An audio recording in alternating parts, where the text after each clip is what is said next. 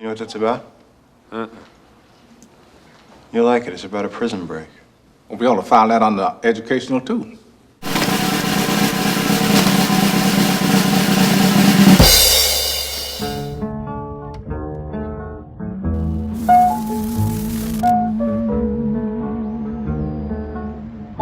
If I didn't care more than words can say. The 1983 short film, The Woman in the Room, marked writer and director Frank Darabont's first adaptation of a Stephen King property, having gained permission to make the film under King's famous dollar deal, which allows aspiring filmmakers to adapt any one of his short stories for non-commercial use at the price of just $1, with King retaining the rights. Darabont had been a dedicated reader of King's work since high school, where he first received a book club copy of the author's spine-tingling bestseller, The Shining, and became instantly hooked on his rich and blunt approach to the macabre. King's stories and Darabont's love of cinema led the future director to Hollywood, where he first found work as a set dresser on B-movie productions before pursuing his true passion, screenwriting, and went on to earn credits on such cult classics as A Nightmare on Elm Street 3, Dream Warriors, his first feature writing credit, as well as The Fly 2 and the gruesome 1988 remake The Blob. Despite his early genre successes, however, the hungry filmmaker all along pined to direct a meaningful studio film of his own, and feared he was condemned to churning out horror movie sequels the remainder of his career. In 1990, after years of struggle, Darabont made his directorial debut with the crime thriller Buried Alive, a $2 million made-for-TV movie airing on the cable network USA, viewing the opportunity as his way of testing the waters of feature filmmaking before making the leap to a major production. Soon after, he was indeed offered a director-for-hire job on what has been described as a child's play-like horror film. But after some consideration, Darabont remained steadfast in his goal of crafting his own film from page to screen, and instead chose to pursue his wildest, unlikeliest, and no doubt riskiest artistic dream, once again turning to his favorite author as his muse.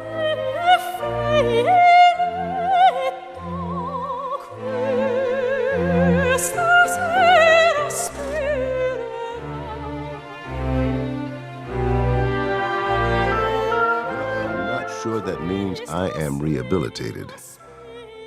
Before I can tell you about Andy Dufresne, I have to explain a few other things about myself, and it won't take long. Stephen King's 1982 novella Rita, Hayworth and Shawshank Redemption was released as part of the anthology collection Different Seasons, wherein King exercised his more dramatic chops, and is described by the author as his homage to the prison movies he grew up loving. The story follows middling banker Andy Dufresne after he is wrongly convicted of the murder of his wife and her lover, and subsequently locked up in Maine's hellish Shawshank prison. There, he befriends an observant fellow inmate named Red, and we explore the trials and tribulations of life behind bars, as well as Andy's unwavering fight to reclaim his freedom. In the years following The Woman in the Room, Stephen King and Frank Darabont formed a kind of pen-pal friendship, and so Darabont felt confident approaching the prolific author about adapting another one of his stories. Although, admittedly, King was at first skeptical that his novella could be adapted into something cinematically compelling, being told within the framework of musings and observations by Andy's prison yard pal Red. Really a memoir about the man behind the myth that had become Andy Dufresne. But to Darabont, the way forward was obvious, and he planned to wield the narration, which so often becomes a crutch in lesser hands, to great cinematic effect, and bought the rights from King in 1987 for a reported $5,000. King never cashed the hefty check, however, and instead later framed and returned it to Darabont with a note that read, "In case you ever need bail money, love, Steve." Like so many others, King would inevitably fall in love with Darabont's script, But much like the characters in his own story, the writer honestly thought the film would never see the light of day. And even Darabont knew that he was taking a home run swing in the dark.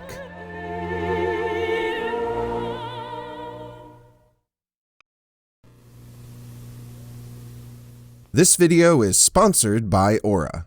So I was asked to do a Google search of my name to find an example of my personal data being exposed and up for sale online. Lo and behold, just a short scroll down the results page was a website advertising not only my name and information, but that of my close family members as well. If you're not already aware, data brokers pawn your personal information to scammers, spammers, and a multitude of other sketchy characters who aim to turn your name into their profit. Lucky for me, however, I found Aura, the sponsor of today's video. Aura is an all-in-one security suite that not only shows me which data brokers are selling my information, but automatically submits opt-out requests on my behalf. By cleaning up my data, Aura also helps keep spammers at bay and blocks hackers from obtaining my social media and bank account information. You probably heard that AT&T reported over 73 million customer records for both existing and former customers have been leaked onto the dark web. To combat this, they recommend those affected use extra strong passwords, regularly monitor account activity, and even consider credit freezes or fraud alerts from credit bureaus. And although I personally love keeping track of long complex passwords and staring at my credit score, Aura nonetheless does all of the work for me. And I don't have to download a bunch of different apps just because some company couldn't keep my data under wraps. If my information had been compromised in that breach, or in any future security failure for that matter, I don't need to worry, because Aura is relentlessly obsessed with keeping me safe. I care about my privacy, and I care about yours. And you can go to aura.com/Leighton Eversole to start your 2-week free trial today. That's 336 hours of peace of mind with no upfront cost. Link also in the description. A lot of people have said, gee, it would never have dawned on us to pick that story as a movie. It didn't seem very cinematic. To me, it seemed the most cinematic because it dealt really with the human heart. In 1992, 5 years after he picked up the rights from King, the eager filmmaker at last began work on the screenplay, which he spent the next 2 months crafting. Primarily, Darabont wanted to avoid the many cliches of the average prison movie and envisioned the film as a classic Hollywood tall tale, aiming to shape it in the tradition of Frank Capra's It's a Wonderful Life and Mr. Smith Goes to Washington. As a result, there would be both minor and significant divergences from King's novella, namely concerning the characters themselves, either in physical description, prominence, or by amalgamation. And in the case of its villains, Darabont would write them to be twice as menacing, raising the stakes and ratcheting up the tension overall. As far back as I can remember, I always wanted to be a gangster. For the dialogue and Red's voiceover narration, Darabont has cited Martin Scorsese's Goodfellas as his source of inspiration, wanting to suggest the passage of time as seamlessly as possible. The director even went as far as to keep a VHS copy of the film throughout principal photography, what he called his talisman, and made a point to watch the tape every Sunday, his only scheduled day off.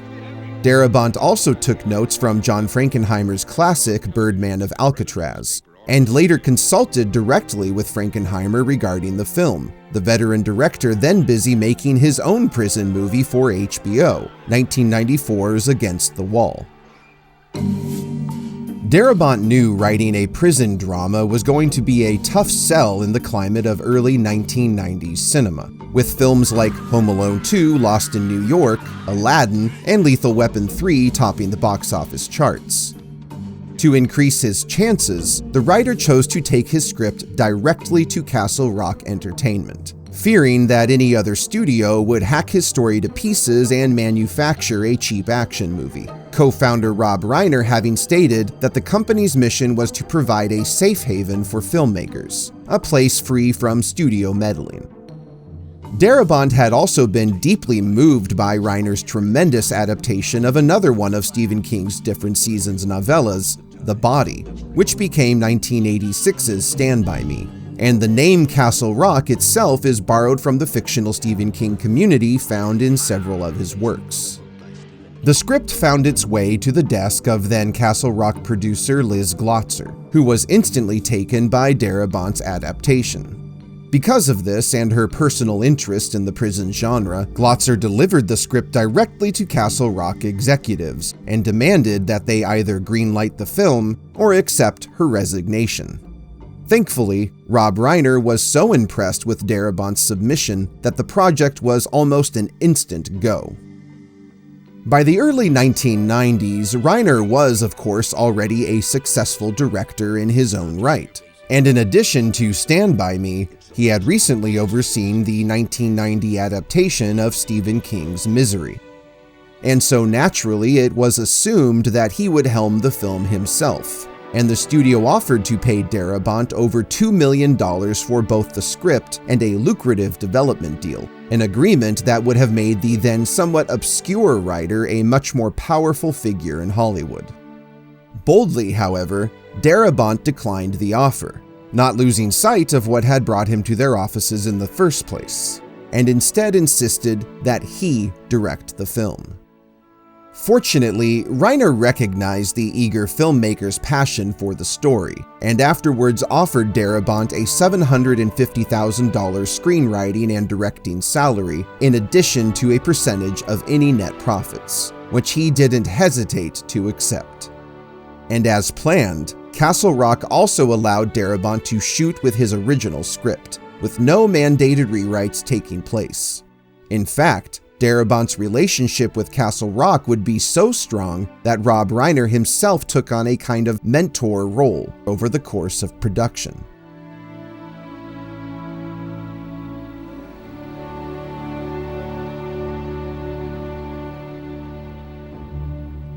Just 2 weeks after submitting his script, Rita Hayworth and Shawshank Redemption was given a reported $25 million budget, although Darabont has said it was a $28 million budget, but this conflicts with almost all online records, and pre-production was officially scheduled to kick off in early 1993. Darabont and the producers would, however, decide to drop Rita Hayworth's name from the film's title and simply added a "the" before Shawshank, not only because they wanted to avoid confusing audiences about the nature of the film, but they had already begun receiving solicitations for the non-existent role of Rita Hayworth. Of course, Hayworth does not serve as the sole beacon of hope for Andy and his lust for freedom, the film featuring 3 separate It Girl posters, starting with Hayworth and then progressing to Marilyn Monroe, and finally Raquel Welch. Another way of suggesting the passage of the 3 decades the story traverses. Although removing the movie star's name from the title cleared up any misconceptions of it being a celebrity biopic, casting still turned out to be a tedious endeavor, and once the script had been copied and distributed to agencies across Hollywood, the studio was swiftly inundated by seemingly every major player in the business. And to start, they knew they had to find the perfect voice for the film's storyteller. Thank you, Mr. Red. Name's Red. Red. Frank Darabont was already familiar with Morgan Freeman's career at the time producer Liz Glotzer suggested him for the role of the film's omnipotent deuteragonist, Ellis Boyd Redding, or just Red, a smuggler of contraband and Andy's closest friend and confidant. Darabont was also a fan of Freeman's performance in the 1980 prison drama Brubaker, and in fact, The Shawshank Redemption marked Freeman's 4th appearance in a prison movie. However, Darabont was at first taken aback by the idea of the actor in the role, having imagined the character exactly as he is described in King's book, a white middle-aged Irishman with carrot red hair. Nonetheless, Darabont quickly came to see the choice as a brilliant piece of casting, making Freeman the first actor signed on to the film. They're just 2 guys who fit. 2 people who fit. It reminds me of a moment in Driving Miss Daisy. It's the same thing. It's 2 people who come together and makes life as balanced for them. It fit. On accepting the part, Freeman said that he was thrilled to take on such a powerful and important character, and saw Red's story as one of salvation, because unlike Andy, he was guilty of his crimes. While in the film, Red is serving his sentence for a shooting following a botched robbery, in King's original story, the character is incarcerated for much more sinister reasons, cutting his wife's brakes, which resulted in her death and the death of 2 passengers. Co-star Tim Robbins stated that he was thrilled to have the chance to work with Freeman, who he had grown up watching on the long-running children's television series The Electric Company, where Freeman was an original cast member. Although Robbins would complete extensive research for his role, such as visiting with prisoners and guards, being voluntarily shackled, withstanding self-imposed solitary confinement, and even observing animals at the zoo, Freeman instead opted to do no preparation whatsoever, later explaining that he didn't need any specific knowledge regarding incarceration, because he felt that people do not change when entering prison, but rather, quote, just toe whatever line they have to toe. I must admit I didn't think much of Andy the first time I laid eyes on him. Looked like a stiff breeze would blow him over. Unusually, Freeman's narration would be recorded before principal photography, Darabont wanting to be able to play the recording on set in order to help pace the scenes, and was completed entirely in a single take inside of a small mom-and-pop studio in Iowa. However, the original audio recording had to be totally redone after a slight background static could not be removed from the track. The re-recording, therefore, happened during post-production in Los Angeles, and according to Frank Darabont, took 3 weeks to complete. No matter the struggle, it was all well worth the effort, as Freeman's narration would go on to become so revered that it sparked an entirely new career for the actor.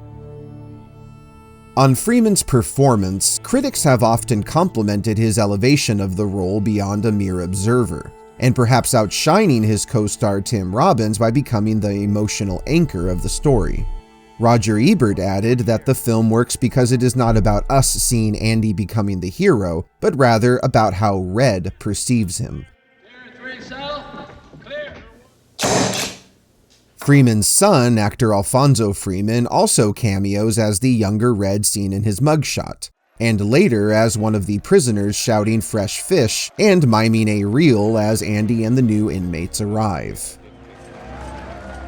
Early on, producer Rob Reiner saw the film starring Tom Cruise as Andy and Robert Redford as Red, and while Redford was never seriously involved with the project, Cruise actually attended a table reading of the script, but the megastar ultimately refused to work for an unproven director like Darabont and abandoned the role. I guess it comes down to a simple choice, really. Get busy living, or get busy dying. While in the novella Andy Dufresne is described as a short, mousy man, several other big Hollywood names were, at one point or another, considered for the lead role of the banker-turned-inmate, with leading men like Kevin Costner, Tom Hanks, Johnny Depp, Nicolas Cage, Charlie Sheen, Clint Eastwood, Paul Newman, Gene Hackman, and Robert Duvall all on the table, and most of whom were simply unavailable.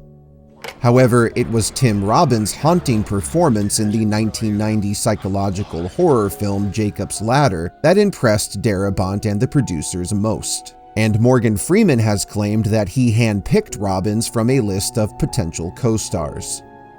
Unlike Freeman, Robbins' performance received a lukewarm critical reception, some feeling he underplayed the role to the point of unrelatability, and that the character himself may be too messianic to be compelling. Others, on the other hand, felt he perfectly balanced the portrayal of the quiet everyman who evolves into a much more fatherly role in the later half of the film. Robbins said he played the character like he was holding a secret, which of course he was. and Frank Darabont has noted that Robbins was partly chosen because he too carries a kind of hidden intelligence behind his eyes. Robbins was also given free rein when it came to choosing Andy's cell decorations, most notably the array of posters and photographs adorning its walls. As a matter of fact, Raquel Welch gave her personal blessing in the use of the poster from her 1966 fantasy adventure 1 Million Years BC, and went on to be a huge proponent of the film. 30 years. Jesus, when you say it like that. The age makeup on the actors was intentionally kept minimal and subtle, Darabont wanting the audience to age the characters more so in their minds than by distracting them with heavy prosthetics. Although their perceived lack of aging would become a point of criticism for some. Social security number? You're shitting me. If they ever trace any of those accounts, they're gonna wind up chasing a figment of my imagination. As an aside, Andy's fictional silent partner, Randall Stevens, whose identity he adopts post-breakout, is named Peter Stevens in King's novella. But the name had to be changed for legal purposes because there was already a real-life accountant named Peter Stevens. And the first name Randall was chosen by Darabont as an homage to the Stephen King villain Randall Flagg, who first appeared in his apocalyptic opus The Stand. Additionally, Andy in the novella creates the alter ego before he ends up in prison, as opposed to concocting him specifically as a means to secure his freedom and steal the Warden's money, which also doesn't occur in the novella. Mr. Rock and Roll. Cocky as hell. Hey, come on, old boys! Move it like molasses! Making me look bad! Future Ally McBeal star Gil Bellows gives a career-making performance as newcomer Tommy Williams, who joins Shawshank in 1965 on a burglary charge and is quickly taken under Andy's wing. Bellows actually took over the role from Brad Pitt, who departed the project to star opposite none other than Tom Cruise in Interview with the Vampire. Bellows said The Shawshank Redemption was the best script he had ever read, but was nervous about working with such an esteemed ensemble cast. And so to help put him at ease, Frank Darabont took the young actor aside and suggested he imagine them all naked, which evidently did the trick. While both in the film and novella, Tommy learns of Andy's innocence and the identity of the true perpetrator, in King's original story, Tommy betrays Andy by trading his silence for a transfer to a more desirable prison where he would have access to his family, as opposed to becoming a sacrificial lamb. Darabont rewrote Tommy's fate in order to make the Warden appear even more unhinged, and to add dramatic weight to Tommy's story. Hey, Jake, where's Brooks? Andy. Leslie Nielsen and Lloyd Bridges were considered to play Shawshank's elder librarian Brooks Hatlin, and early on both Walter Matthau and Jack Lemmon turned down the role to star in the 1993 comedy Grumpy Old Men. However, it was James Whitmore who was handpicked by Frank Darabont, being a lifelong fan of the veteran character actor.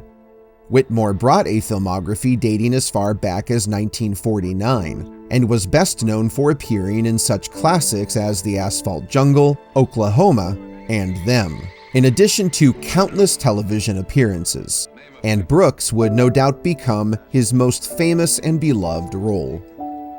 In the novella, on the other hand, Brooks is a minor character who ends up dying in a retirement home, his entire story sketched out in only a few pages. But like with Tommy Williams, Darabont revised the character to have a much more tragic fate, a representation of the prison system's ultimate cruelty, institutionalization.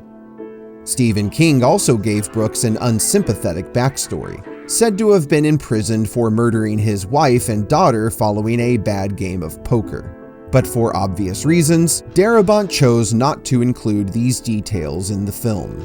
Brooks was also written using much more profanity than what ended up on screen, Whitmore having convinced Darabont to forego the excess swearing on the basis of historical accuracy, pointing out that the character had arrived at Shawshank in 1905, which was a much more socially conservative era. Are you going to eat that? The American Humane Society was present on set for the scenes involving Brooks' pet crow, Jake, who is fed live maggots at the lunch table, which were actually live waxworms. However, to Darabont's frustration, the organization objected to living waxworms being gobbled up on camera, and required that only a waxworm that had died of natural causes could be used. Many years later, Frank Darabont confessed that he had killed the waxworm himself. He's captain of the guards. I'm Mr. Norton, the warden. You are convicted felons. Casting the unsavory villains was equally integral to the film's success, starting with an array of actors in the running for Shawshank's corrupt warden, Samuel Norton, including William H. Macy, Edward Herman, and Dennis Hopper, before he chose to move on and make Speed. The filmmaker seeking someone who radiated that special brand of Bible-thumping psychopath Stephen King has so playfully repeated throughout his bibliography. Put your trust in the Lord. Your ass belongs to me. James Cromwell had been up for the role as well, and 5 years later, Darabont cast him as Warden Hal Moores in his second commercial King adaptation, The Green Mile. Darabont and the producers were also hoping for an actor who could stand toe-to-toe with Tim Robbins' towering 6-foot 5-inch frame, which made it more plausible that Andy could sneak away in the warden's freshly shined shoes on the night of his escape. In the end, of course, it was stage and film actor Bob Gunton who won out, strongly advocated by Frank Darabont and producer Nicky Marvin, who felt he understood the character more than anyone else. While the studio still took some convincing, his screen test and imposing 6'2" stature eliminated any lingering skepticism. On a future that isn't big enough. At the time of casting, Gunton was in the middle of filming the sci-fi action film Demolition Man, in a role that required him to totally shave his head, which wasn't quite the right look for Norton. Undeterred, Gunton and Darabont devised the use of custom wigs to convey the warden's age, the actor sporting a wig for a substantial portion of filming until his own hair grew back. Regarding his approach to the role, Gunton said he based his performance on former US President Richard Nixon, and Frank Darabont also described the character as a Nixonian archetype. This is evident in the way Darabont and cinematographer Roger Deakins chose to frame Gunton, especially when the character is pontificating to the press from behind the podium. Although Warden Norton does appear in King's story, Darabont chose to make the character an amalgamation of the three wardens that pop up throughout the novella, wanting a central face as the film's primary antagonist. Norton's fate was also revised from the novella, where the character resigns shortly after Andy's humiliating escape, as opposed to getting his comeuppance via the long arm of the law. Hey, McFly! Back to the Future's Thomas Wilson was in talks early on to play the warden's right-hand man, Captain Byron Hadley, the vicious leader of Shawshank's prison guards, but decided that he didn't want to play another villain and backed away from the role. R. Lee Ermey, made famous for his unforgettable performance as Gunnery Sergeant Hartman in Stanley Kubrick's Full Metal Jacket, would also turn down the part over concerns it demonized correctional officers. At 6'3", Clancy Brown certainly had the physical aspect required to give Hadley his fearsome presence, and at the time was perhaps best known for his portrayal of the villainous immortal the Kurgan in 1986's Highlander, and so seemed a natural choice to carry the baton. Brown was offered several opportunities to meet with Ohio State prison guards for research purposes, but much like R. Lee Ermey, the actor didn't want his unethical and violent character to be seen as a reflection of any specific institution. I swear by God and Sonny Jesus, you will all visit the infirmary. Brown did at first struggle with the one-note cruelty of Hadley, wanting to find a path to humanizing him in order to understand his motivations. But co-star Bob Gunton charitably reminded Brown that the film was really just a memory play told entirely through the eyes of Red, and so the characters are written only in relation to him. Although Captain Hadley exits well before the conclusion of King's story, like with Gunton's Warden, Darabont kept the character around for the duration of the film in order to have a stronger through line for its antagonists. Ned Bellamy and Don McManus respectively play Hadley's goons Youngblood and Wiley, and the film boasts a rich supporting cast, with William Sadler's Haywood certainly getting the most to work with of those in Andy and Red's friend group. His performance marking the first of 3 appearances in a Frank Darabont picture. According to Sadler, Darabont had first approached him about taking a role in the film in 1989, when Sadler was still a writer and actor on HBO's Tales from the Crypt. Following morning and finds your wife in bed with her lover riddled with .38 caliber bullets. Jeffrey Damon makes a brief but effective appearance as the ruthless prosecutor at Andy's trial, his first of 5 collaborations with Frank Darabont, and 4 appearances in a Stephen King property. Now, does that strike you as a fantastic coincidence, Mr. Dufresne, or is it just me? The role of the despicable Boggs Diamond, the leader of the dreaded Sisters gang, was first offered to James Gandolfini, who turned the producers down, and was later shopped to Gandolfini's future Sopranos alumni Steve Buscemi, who declined the part because he was looking to take on a lighter character after his intense performance in Reservoir Dogs. Hard to get. I like that. In the end, it was Mark Rolston's audition that landed him the job. Also in no small thanks to the fact that Frank Darabont was a huge fan of James Cameron's blockbuster sequel Aliens, where Rolston played Private Drake, a member of the Colonial Marine Corps. Although Gandolfini and Buscemi did not end up in the film, future fellow Sopranos actor David Proval won the smaller role of Snooze. And Brian Libby also helps round out Red and Andy's friend group in the part of Floyd. Libby actually appears in all 3 of Darabont's King adaptations alongside Sadler and Damon, in addition to his premiere adaptation, The Woman in the Room. See this golf pro, but she's married to some other guy. Having less than a minute of screen time, Bill Bolender has a brief but unforgettable appearance as the giggly Elmo Blatch, inexplicably changed from Elwood Blatch in King's story, the true killer of Andy's wife and her lover, who brags to Tommy about evading justice and the crime being pinned on the woman's banker husband.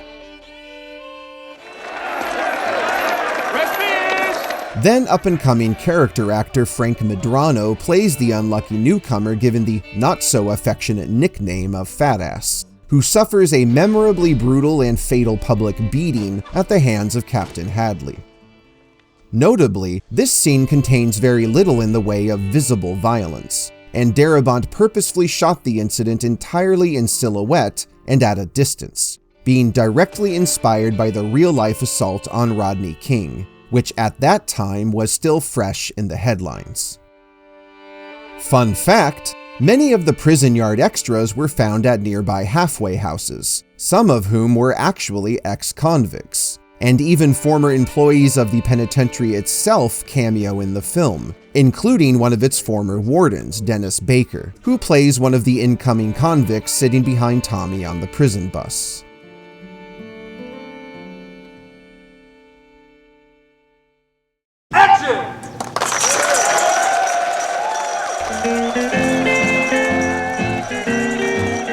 Although set in Maine, filming predominantly took place in Mansfield and Lucas, Ohio, as well as nearby Ashland. Producer Nicky Marvin and Frank Darabont having spent 5 months scouting prison locations across North America, seeking a facility that conveyed a timeless feel but was also abandoned.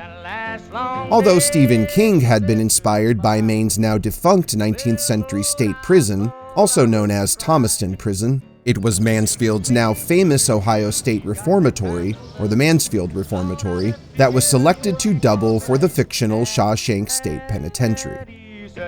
The historical 15-acre reformatory had been constructed between 1886 and 1910, and was in operation as late as December 1990 when it was shut down due to an inmate-led class action lawsuit alleging inhumane conditions, and the production found the facility in total shambles. The prison was so severely dilapidated that the paint was rotting off the walls, and the production had to extensively restore specific rooms within the prison, including its expansive mess hall, which is featured heavily in the film, as well as Brooks's library and Warden Norton's office, which according to Frank Darabont, was so trashed that they had to build a set within the room itself, all done because it had the perfect view for the film's ending, when the warden looks down at the police and sees the arrival of his doom. The prison graveyard used in the film's third act is the actual penitentiary cemetery, and according to Darabont, none of the tombstones bore the names of the buried prisoners, and instead showed only their inmate numbers. And all bodies have since been exhumed and relocated. But I'm telling you, these walls are funny. First you hate them, then you get used to them. Enough time passes, you get so you depend on them. While the prison had been seen in previous film and television productions, it was The Shawshank Redemption that forever immortalized its oppressive Gothic stone walls and cold iron gates. Cast and crew claimed that filming at the site was sad and unnerving, with some even suggesting it was haunted, and Frank Darabont described it as a bleak place. What's more, the location was directly in the flight path of the nearby National Guard, which so frequently interfered with filming that the actors were forced to work the overhead distractions into their performances. While several other areas within the site were utilized, the prison block itself, with 4 tiers and over 200 cells, was constructed and filmed on a neighboring soundstage by renowned production designer Terrence Marsh, known for his award-winning work on Dr. Zhivago and Oliver. According to Darabont, the single inmate cells were actually much roomier than the 2-man cells at the actual state reformatory.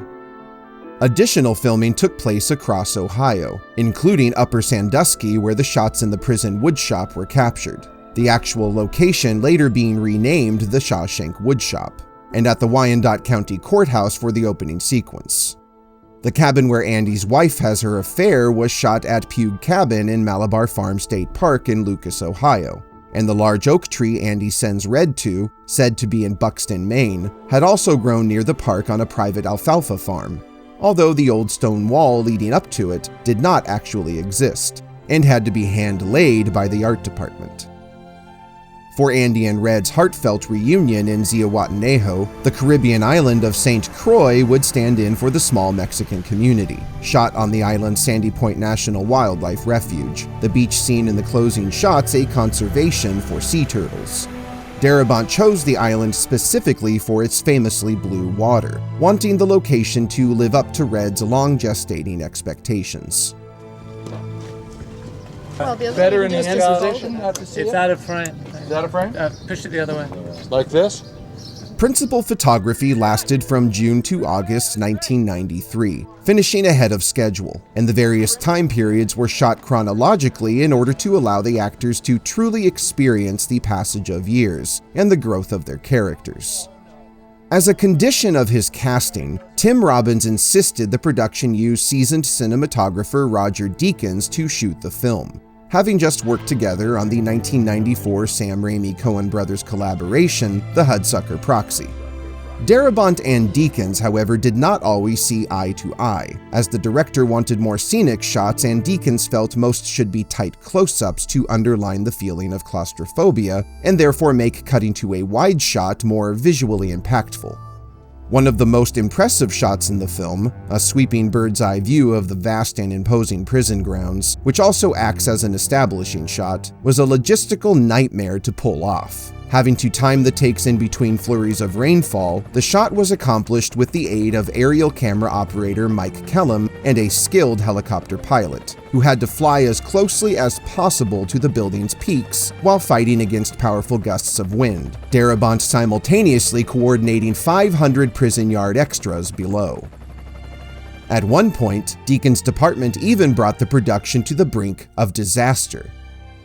In order to simulate sunlight coming into the cell block, Deakins and his team secured opaque plastic sheets over the windows and used intense lamplight to create the final effect. But, according to Frank Darabont, one day someone in his crew had left a lamp a little too close to one of the sheets, and it quickly caught fire, and would have likely burned down the whole set if it hadn't been caught in time. Here we go, please. On a bell. Of course, mistakes like this could almost be expected, as cast and crew were said to have been working 18-hour days, 6 days per week. And the inexperienced director was not always on the best side of his actors, especially Morgan Freeman, who described the on-set atmosphere as, at times, very tense. Primarily, Freeman objected to Darabont's need for what he considered to be an exhausting amount of takes, and sometimes flat-out refused to do another.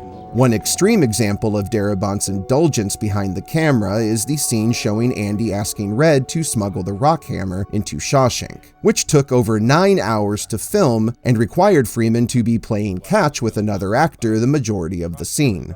As a result, he arrived to set the next day with his throwing arm in a sling. Despite some artistic blowback, however, by all accounts, Darabont remained in good standing with cast and crew, and on working with the director, James Whitmore said he was a gentle and sensitive filmmaker who knew exactly what he wanted. And cut! While Darabont originally imagined Andy's prison breakout on a much larger scale, following him across the wilds of Maine and onto a train car, the shooting schedule left him just one night to capture the exterior shots, and therefore he was forced to significantly scale back the entire sequence and simply show Andy embracing the moment amidst the storm. Darabont had also planned on Andy using the rock hammer to bust open the sewage pipe through which he crawls to freedom, but eventually realized this was too unrealistic and substituted the hammer for a large rock. While the putrid pipe sludge Andy drags himself through was thankfully just a mix of water, chocolate syrup, and sawdust, and the pipe itself was provided by the art department, Morgan Freeman would not be the only cast member to suffer for his art, as the small stream that the pipe drained out to exposed Robbins to what was barely treated toxic stagnant water. A fact he was well aware of before diving in, and the star later clarified that he was just trying to be a good soldier and not get in the way of production.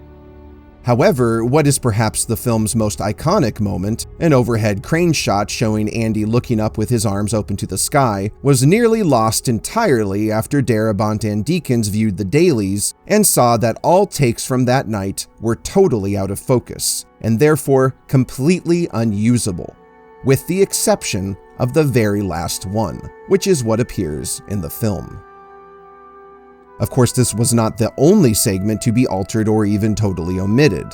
The film's concluding scene, for example, in which Andy and Red reunite on a beach in Zihuatanejo, originally did not exist at all.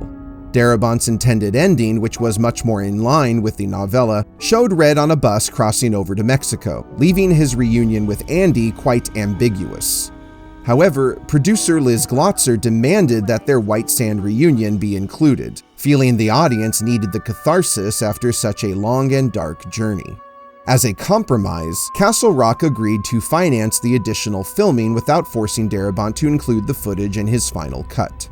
While he would remove dialogue between Red and Andy shot for the scene, Darabont ultimately sided with Glotzer on the ending after seeing test audience reactions, and what he referred to as the, quote, sappier conclusion is certainly more in line with the Frank Capra tradition. Another scene found in Darabont's original script, which was unable to be filmed due to the tight shooting schedule, showed Red having an unnerving dream in which he is pulled into the Rita Hayworth poster and then stranded on a Pacific Coast beach, muttering to himself, "I am terrified. There is no way home."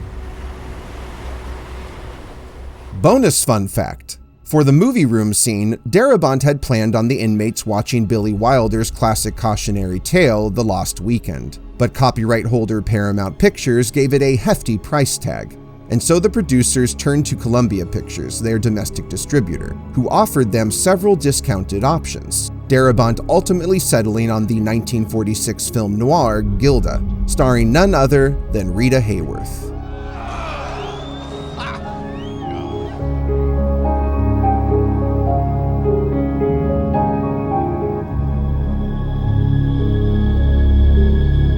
Thomas Newman, who had already provided the music to several modern classics by the time he took on The Shawshank Redemption, was not only the son of the legendary Hollywood composer Alfred Newman, but had worked and studied under Stephen Sondheim, and saw the film as a unique challenge, primarily because he felt the footage itself was already emotionally impactful, and feared that too much music would interfere.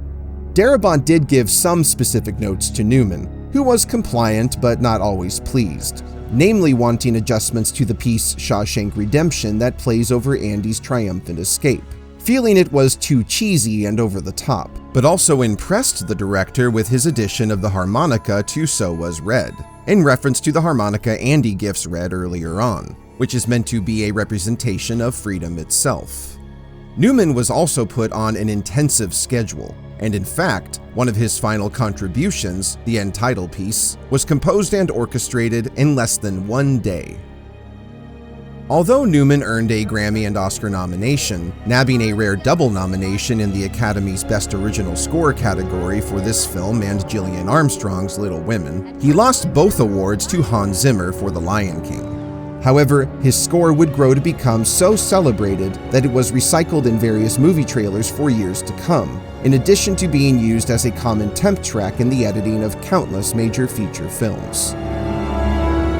Newman's music works as the soul of the film, present and driving emotion without distraction and encapsulating the hopeless melancholy of prison while giving the listener beats of humor, poignancy, and even ecstasy, and today inarguably stands as one of the all-time great cinematic scores. The official CD soundtrack landed in record stores in September 1994 from Epic Soundtracks, and spring 2016 saw the release of a special 2-disc expanded edition from La La Land Records. In addition to Jack Lawrence and the Ink Spot's 1939 hit, If I Didn't Care, which plays over the Castle Rock logo and opening credits, the film famously highlights one other piece of music, Canzonetta sull'aria, from Mozart's The Marriage of Figaro. Memorably, the classic duettino is played over the prison loudspeakers by Andy in an act of rebellion, a scene that does not appear in King's novella. And the moment where Andy turns the music up instead of off was the brainchild of Tim Robbins himself.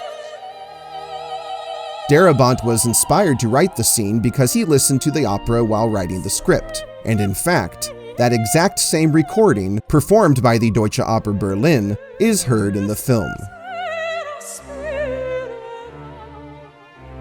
Editing took place in late 1993, and Richard Francis Bruce, known for having cut together films like The Witches of Eastwick and Mad Max Beyond Thunderdome, brought his nearly 20 years of industry experience to The Shawshank Redemption, working intimately with Frank Darabont to craft the film.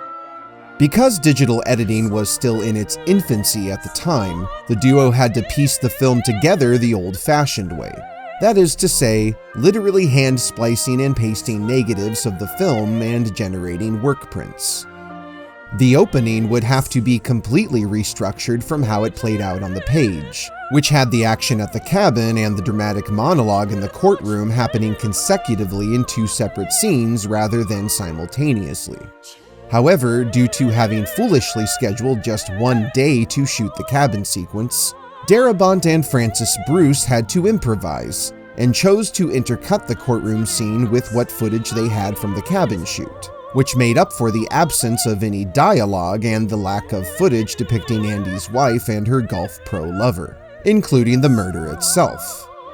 Some scenes would end up on the cutting room floor because producers felt its initial near 3-hour runtime was far too long, although the final cut still clocks in at a lengthy 2 hours and 22 minutes, and some scenes were removed because Darabont observed that test audiences were growing uninterested. To this day, Darabont has refused to let any deleted scenes appear as supplementary features, claiming that they are simply too embarrassing for public exhibition. But as I'll discuss later, this does not mean they have never seen the light of day. The film was dedicated to Darabont's first agent and close friend, Alan Green, who played an integral role in Darabont purchasing the rights from Stephen King. However, in August 1989, Green tragically passed away following a battle with AIDS.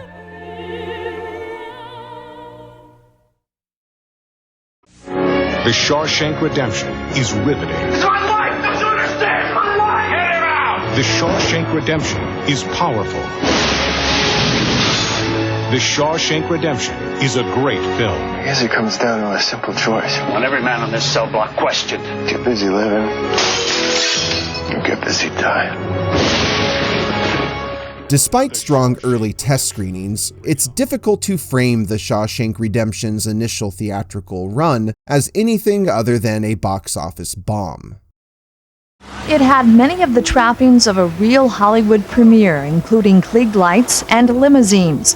The film's director-screenwriter Frank Darabont and producer Nicky Morvan were welcomed with a standing ovation and the keys to the city. Castle Rock hosted its world premiere at Mansfield's historic Renaissance Theater on September 13, 1994, a Tuesday, and followed with a screening at the Toronto International Film Festival that same month. It hit North American cinemas on September 23rd in a limited 33-theater release, grossing a little over $727,000 in its opening weekend, and expanded to 944 theaters on October 14th, where it barely cracked the top 10 at the US box office in its first wide-release weekend, scraping up a paltry $2.4 million, ultimately foraging only $16 million in its brief 10-week stint in cinemas on a $25 million plus investment. Its out-of-the-gate financial failure had been attributed to multiple factors, including stiff box office competition from another tall tale classic, Forrest Gump, which was making headlines for its massive 42-week theatrical run, as well as from Quentin Tarantino's Pulp Fiction, fresh off its Palme d'Or win at that year's Cannes Film Festival and opening the same weekend. A lack of female characters was also cited, in addition to the unpopularity of the prison genre itself, as well as what the average moviegoer considered to be a vague and confusing title.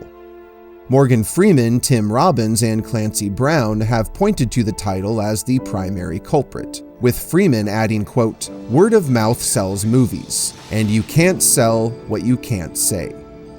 The fateful decision to exclude author Stephen King's name from the marketing, solely because producers wanted to draw in a more awards-friendly audience, also possibly hurt the film financially. But all the time there's a hidden story going on, which we sort of suspect and sort of don't, and which leads to the redemption that's hinted at in the title. This is a wonderfully well-acted film, and it really got me involved. Well, I think I like this picture even more than you. I think it's one of the year's best films, and while The Shawshank Redemption struggled to make a name for itself at the box office, it was unequivocally well received by both critics and audiences who took the time to see it, drawing comparisons to such films as Cool Hand Luke and One Flew Over the Cuckoo's Nest, and earned a solid A cinema score from theatergoers. Of course, this is not to say that the film didn't have its detractors, with some reviewers lamenting the time spent on exploring secondary characters and plot lines, citing the long runtime, as well as its more saccharine elements. The film was also reportedly lambasted for humanizing convicted murderers and showing them in a favorable light, which of course completely misses the primary theme, that redemption can be earned and every human deserves dignity. Nonetheless, to this day, Stephen King claims that the film ranks alongside Stand By Me as his favorite adaptation of his own work. The fifth nomination for Best Picture is The Well-Told Tale, which strikingly validates that prison life is not always conducive to an inmate's sunny disposition. In the demoralizing confines of a maximum security penitentiary, a young victim of vicious brutality finds salvation in the strength he shares with his only true friend, a yard-smart lifer. Bone-chilling, heartwarming, and ultimately soul-stirring, here is a reminder of The Shawshank Redemption. Springboarded by its warm critical reception, the film landed a staggering 7 Academy Award nominations for the 1995 ceremony, including Best Adapted Screenplay, Cinematography, Roger Deakins' first of many nominations, editing, sound, original score, and a Best Actor nomination for Morgan Freeman. It also became the first film adapted from a Stephen King story to receive a Best Picture nomination, the second being Frank Darabont's The Green Mile. Frank Darabont produces. Infamously, however, the film took home none of them, losing 4 of the 7 awards to Forrest Gump, including Best Actor, Editing, Adapted Screenplay, and Best Picture. Nevertheless, the Academy nominations became a major turning point for the film's reputation, easily being the broadest exposure to general audiences it had experienced at that time. In celebration of these accolades, it was re-released in February 1995 and gained an additional $12 million, bringing its North American total to $28.3 million, which, while covering its production costs, this sum did not compensate theater owners or pay for marketing and other obligatory expenses, therefore still making The Shawshank Redemption a significant loss for the studio. The film also collected a host of other award wins and nominations, numbering 42 in total, notably lead actor nominations for both Freeman and Robbins at the very first Screen Actors Guild Awards ceremony, and garnering 2 Golden Globe nods for both Darabont's screenplay and another Best Actor nomination for Freeman. Darabont also earned nominations from both the Directors and Writers Guilds of America, and Roger Deakins went on to win the award for Outstanding Achievement in Cinematography from the American Society of Cinematographers, having lost the Oscar to John Toll and his gorgeous photography for Legends of the Fall. If you're still trying to figure out what to watch tonight, we've got a couple of great suggestions. Tonight, make it a blockbuster night. Warner Home Video, which held the home distribution rights at the time, felt the film had more potential on the home entertainment market, which was arguably at its peak in the mid-1990s. And although it was viewed as a risk due to the film's underperformance, on April 11, 1995, an enormous 320,000 rental copies were distributed to video stores across the United States. First released under the Columbia TriStar Home Video label, the film went on to become one of the top home rentals of that year. And later that August, High Demand again saw the VHS reissued by Turner Home Entertainment. On September 5, 1995, Columbia TriStar released a deluxe Laserdisc edition that showcased the film in its original widescreen format, but offered nothing in the way of special features.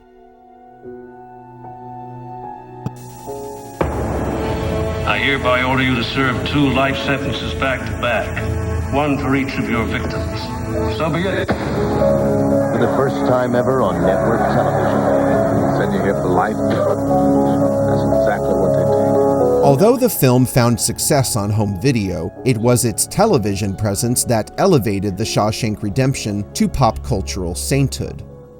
Beginning in June 1997, Castle Rock's parent company, Turner Broadcast System, began running frequent airings of the film on their American television network TNT, Turner able to show the film at a low cost due to its poor box office returns, while still raking in lucrative ad revenue. The broadcasts went on to shatter network viewership records, and allowed the film to reach an even wider audience, eventually screening internationally on 15 basic cable networks by its 20th anniversary. And for many of a certain age, their first experience watching The Shawshank Redemption was on television. You sit and look at it until it pleases you. Then you go and you sit and look at it with an audience, and you watch for the time when the audience drifts off, and you cut that scene. As aforementioned, Frank Darabont has never allowed any deleted scenes to appear as bonus content on the film's home media iterations. But despite this, some cut scenes have indeed made their way to the public eye. As early as 1995, Showtime aired a contemporary featurette titled Shawshank: The Lost Scenes as part of their Showtime Extra series, which featured 2 deleted scenes. 40 years I've been asking permission to piss. I can't squeeze a drop without say so. The first followed Red's post-prison acclimation to modern society, which included his musings about 1960s women's fashion and the shame surrounding his own uncontrollable libido, and was intended to drive home his inability to cope with the transition into modern times. The second cutscene also featured Freeman and showed a guard being lowered down to the burst pipe Andy escaped through, only to start gagging over the putrid smell, the sounds of which spurred Red into a fit of laughter that landed him a 2-week stretch in solitary confinement. Freeman said the loss of this scene was particularly painful because it had been so difficult for him to pull off. Purportedly, these scenes were later included in a special extended version airing on HBO, although this cannot be substantiated. This is DVD. The film continued to thrive on home media, and in December 1999 made its DVD debut, again from Warner Home Video. While this release showcased a remastered Dolby Digital 5.1 soundtrack, a stills gallery and theatrical trailer were all it had to offer in the way of bonus material. However, fall 2004 ushered in both a special edition DVD and a theatrical re-release of the film, in honor of its 10th anniversary. Both the DVD and official 2004 one-sheet poster using new art from legendary poster artist Drew Struzan. Unlike the previous incarnation, this 2-disc set came with a host of extra content, including the 2 retrospective featurettes, Hope Springs Eternal, A Look Back at the Shawshank Redemption, and Shawshank the Redeeming Feature, in addition to a full-length commentary by Frank Darabont. Following its re-release, the film gained a cumulative box office performance of $73 million, more than 2.5 times its production budget. And in 2019, Fathom Events and TCM Big Screen Classics partnered for yet another release to commemorate its 25th anniversary. While Darabont has made it clear that there will never be a director's cut, there was one minor change made to the film for the 2004 re-release, which carried over to all future physical and digital versions. In the moment following Warden Norton's untimely demise, the wound visible under his chin was originally put in the wrong place by the makeup department, a minor quibble that Darabont claims nagged at him for years after, and so he commissioned a small digital revision of the shot, which he argues would have happened anyway had the technology been available in 1994. Following another bare-bones DVD from Warner Home Video in 2007, the film hit Blu-ray for the first time in December 2008 in the form of a single-disc digibook, although this release did include the same bonus material found on the 2004 10th anniversary DVD, and was later twice reissued in 2010 as a standard packaged Blu-ray, and in 2013 as a special steelbook edition. In July 2021, the online home media distributor Zavvi released an exclusive Ultimate Collector's Edition Blu-ray, offering original artwork and a cardstock slipcover, in addition to a 32-page collectible booklet and replica theatrical poster. That September, the film at last landed on the UHD market as a 4K Blu-ray release from Warner Bros. Home Entertainment, which again contained all special features seen on the 2004 DVD, and this release simultaneously saw a Best Buy exclusive steelbook edition with alternative cover art. In 2024, distributor Vice Press unveiled a limited edition 4K steelbook under their Film Vault label, offering an all-new exclusive poster which sold out almost instantly. By 2014, the film had accumulated an estimated $80 million on the home entertainment market alone, and today is seen as one of Warner Bros.' most prized assets, with some cast and crew still receiving substantial residual payouts. For over 20 years, viewers the world over have enjoyed The Shawshank Redemption. Now you can take your Shawshank journey even further and experience the film yourself in real life.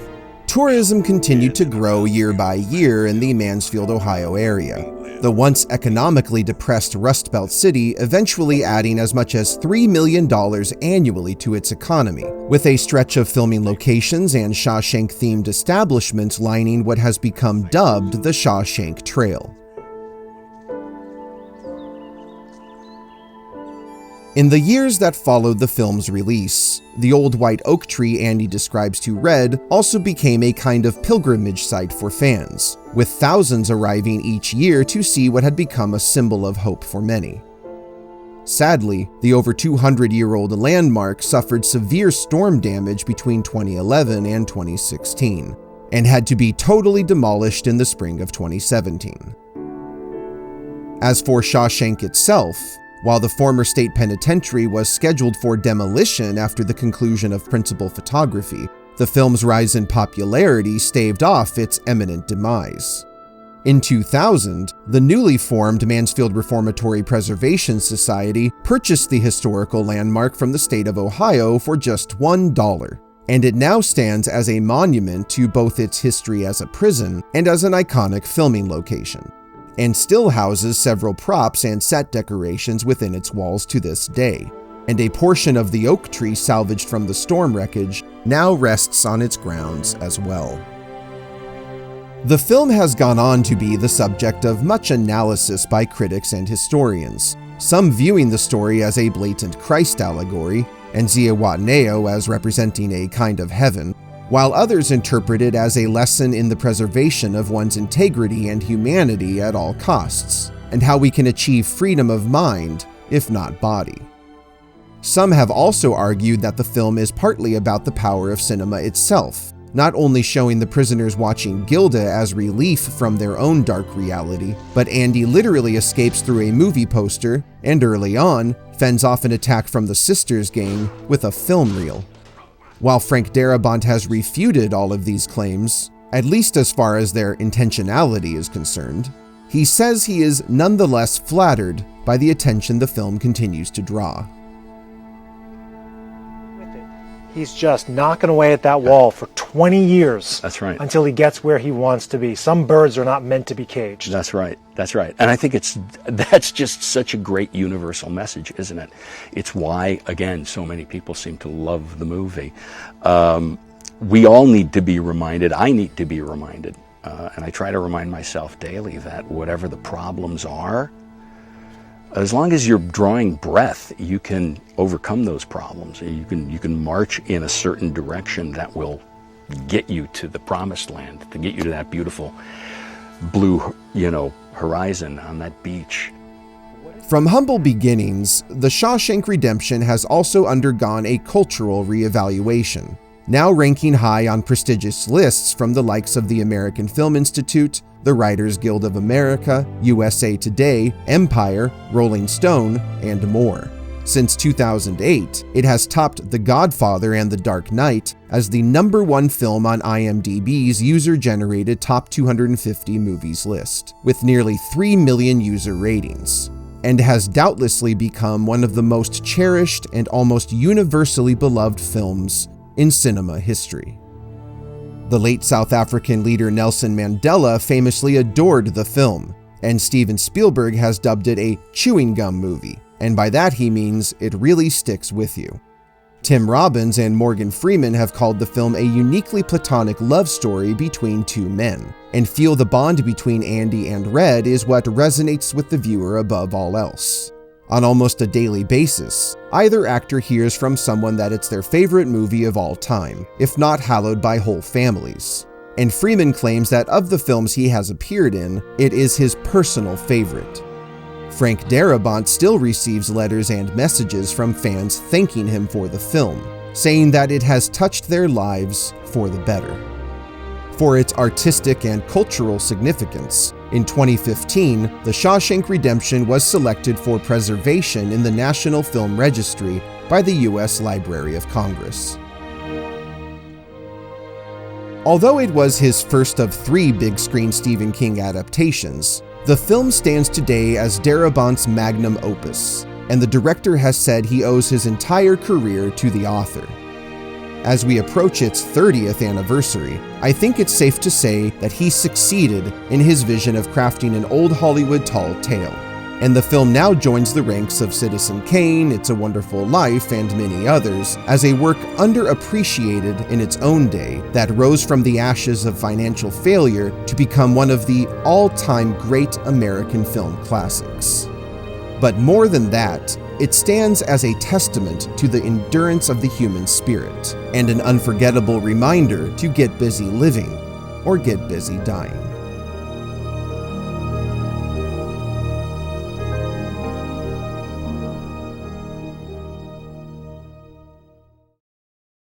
So let me know your thoughts on The Shawshank Redemption. Is it an unparalleled cinematic masterpiece, or do you live on the lonely island of dissent? And as always, everyone, thank you so much for watching. If you like this video, go ahead and click like below and feel free to share. And don't forget to find me on Patreon at /Leighton Eversole. And of course, if you want to see more videos just like this one, go ahead and click subscribe.